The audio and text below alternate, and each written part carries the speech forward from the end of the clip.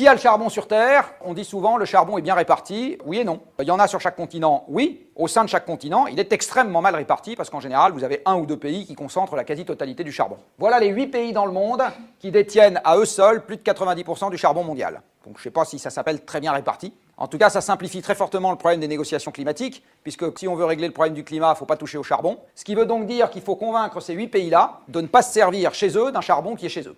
Parce que le charbon est une énergie qui voyage très peu. Donc l'utilisation du charbon est une utilisation domestique. Ça s'utilise chez soi. Pour faire de l'électricité au premier chef, les 2 tiers du charbon mondial servent à faire de l'électricité. Donc le problème des négociations climat, il est d'une simplicité biblique. Il faut convaincre les 8 pays qui sont là de ne pas utiliser chez eux le charbon qu'ils possèdent. Je peux vous dire tout de suite que si on n'est pas au pays des bisounours, la conclusion très pratique que vous en tirez, c'est qu'il va falloir payer. Parce que vous avez un truc chez vous dont les autres vous demandent de ne pas vous servir, combien tu me donnes? C'est absolument évident. Donc les gens qui n'ont pas le charbon chez eux et qui ont envie de préserver le climat, on en fait partie, devront payer. Si on ne paye pas, il ne se passera rien.